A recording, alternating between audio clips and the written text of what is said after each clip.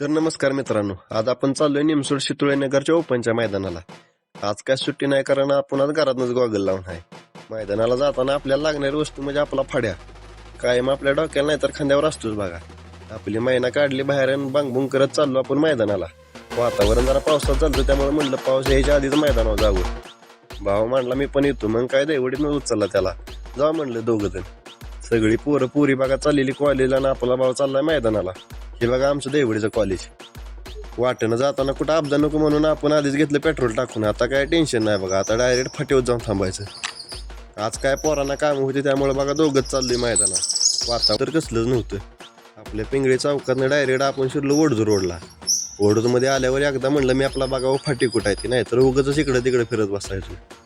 आपण अजून रोडलाच आहे तर वर बघा ज्यांना गड गावला नाही अशी बैल पाक घराकडे चाललेली. नाही होय करत आपण पुचलो बघा मैदानावर. मैदान चांगलं भरलेलं, पण मनावी एवढी काही गर्दी नव्हती. मग म्हणलं आधी खाली सुट्टीला जावं. खाली आलो तर वर बघा लखन आणि बायजाची गाडी सुटली. गाडी गटाला बसली, पण एक गाडी तर डायरेक्ट डबल टाप टाकून उसातच गेली. मग काय दुसरा लॉट खाली येत होता तर म्हणलं जरा स्टिंग पिऊन घ्यावी. स्टिंग पेत बसलो तर बघा वाघिरेचा बादल खाली आला. गाड्या काय खाली सुटताना नीट उभ्याच राहत नव्हत्या. मग म्हणलं वाय जरा बसून घ्यावं बांधावं. वर बघा उगलेवाडीचं तेजा डायरेक्ट अंगावर आला. त्याला जायला जागा दिली तसा तो गेला डायरेक्ट उसातच. तेजाला बाहेर काढत होती तर बघा बादल खालनंच तोंड काढून पळत होता. पळाल्यासारखी वाघानं गाडी पण गटाला लावली बरं का. त्यावर भावा म्हणला बघू वाघाल कसा दिसतोय घालून.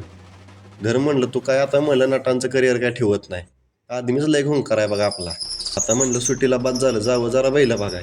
त्यावर आपल्याला दिसला बघा बेवघाट एक्सप्रेस वजीर. आपण जाईल त्या मैदानात बघा याच बैलाला हुडकत असतो. आज आपल्याला आल्या दिसला वजीर. वजीरपासून साईडलाच बांधला बघा आपला मथुर. ज्या मैदानात जातो तिथं बघा गट 100% उडावतो मथुर. त्यात काही विषयच नाही. आज बी भाऊ गट काढून निवांत खात होता. खाऊ द्या म्हणलं वाघाला सुट्टा सेमी काढायचा आहे म्हणून आपण आलो जरा पुढं. तर तिथं सँडी यादव शेवाळे आबांची मुलाखत घेत होतं. त्यांचं चालू द्या म्हणलं आपण जरा पाखऱ्याकडे जावं. पाखऱ्याला हाक मारल्या बघा पाखऱ्या कसा लगेच बघतोय. पलीकडल्या साईडला जावं म्हणलं जरा बैल बघा. तर बघा बालमा गट काढून आलता नंबर टाकायला. बालमाला जरा व्हिडिओ घेतला आणि आपण चाललो बक्कासूरकडं. तर लांबनं दिसला आपल्याला बघा कंदूरचा राजा. आधी म्हणलं बक्कासूरकडे जावं. नेहमीप्रमाणे बाक्याकडे काढून बसलाला. मनातल्या मनात म्हणत असेल मला थोडी विश्रांती घेऊन द्या, लावतो बरोबर तुमचा कार्यक्रम. कंदूरचा राजा पण बघा गट काढून निवांत बसलाला. राजाच पळाला बघा मुंबई जाडवणं भुंगाभर. पुढं आलं की आपल्याला दिसला बघा घरणिकीचा राजा. 41 मध्ये गट काढून बैल नुसताच आणून बांधला आता. राजाच्या साईडलाच होता बघा चिमण्या. चालवला तुपानं स्पीडनं पळतोय बघा चिमण्या. चिमण्याच्या मागच बांधला बघा. त्याच्याच पायऱ्यात पळाला साई. दोघांनी आज पण गट काढला बघा.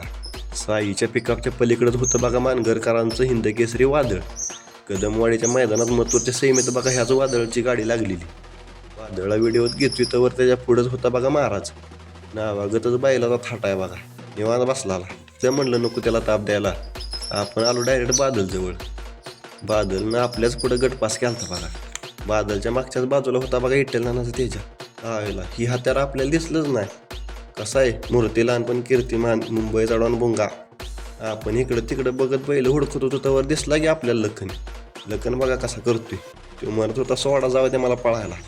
लखनपासून पुढं आल्यावर आपल्याला एका जागेवर बघा लयच गर्दीत दिसत होती. जवळ जाऊन बघावं म्हणलं काय झालं तरी एक बैल बघा छकड्यात अडकून पडलाला. पाय फाटलाला बघा. त्याचा आतल्या साईडला पण एक मोठा डोबळा पडलाला. भाऊ म्हणला भुक्का लागले ते. मग काय बसलो वडापाव खात. पाहुणं तर काय पोट भरलंच नाही बघा.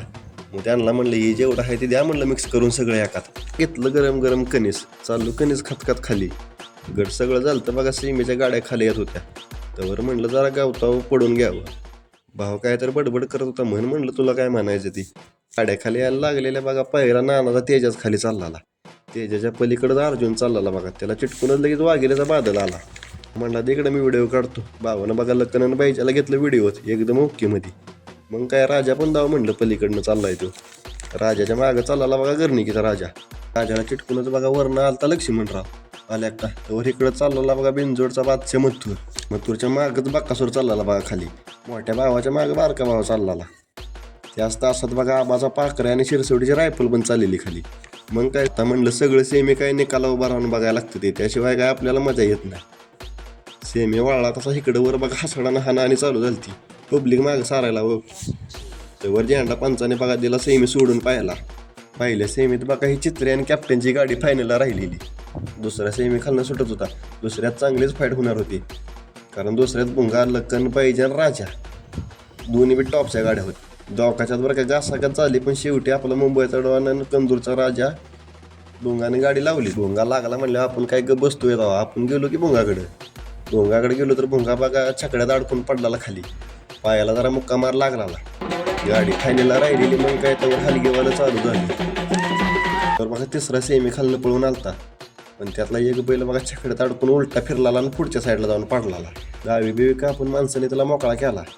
ते झाले की आपण आलो परत निघाला, कारण खालनं येणार होता बक्कासूर खालनं येतोय म्हणल्यावर सगळीच पब्लिक बघा पुढे यायला लागलेली. बाक्यानं काय सुट्टा सेमी काढला, पण थांबाय गेला डायरेक्ट तो त्याच्या पिकअप पशीच. त्यामुळे त्याला काय नंबर टाकाय परत डबलवर आणलाच नाही. मग काय बाक्या बसला म्हणल्यावर आता आपण जरा मथुरची वाट बघत बसलेलो, पण काय रुद्रा जरा तासाला चिटकत होता, त्यामुळे मथुरची गाडी काय सेमीला लागली नाही. मन जरा नाराज झालं, त्यामुळे आपण डायरेक्ट कॅमेराच बंद करून टाकला. आणि असू द्या म्हणलं, पुढच्या मैदानात नक्कीच कमबॅक करेल. आणि आपण गेलो चिमण्यान साईजवळ. मथुरच्या सेमीत बघा वाघानं कडनी गाडी लावलेली. मग काय फायनलच्या चिठ्ठ्या काढत होती म्हणून जरा पुढे जाऊन बसावं म्हणलं ऐकत.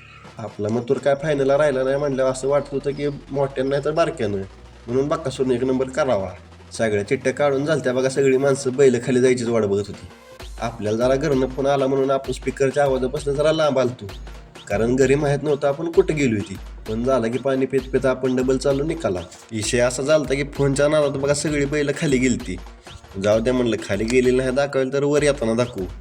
नीट बघतो तर चार्जिंग राहिलेलं मोबाईलमध्ये 2%, त्यामुळे व्हिडिओ काय चालूच होत नव्हता. मग काय भावाला म्हणलं दे तुझा मोबाईल, त्यातनंच काढतो आता इथनं पुढचा व्हिडिओ.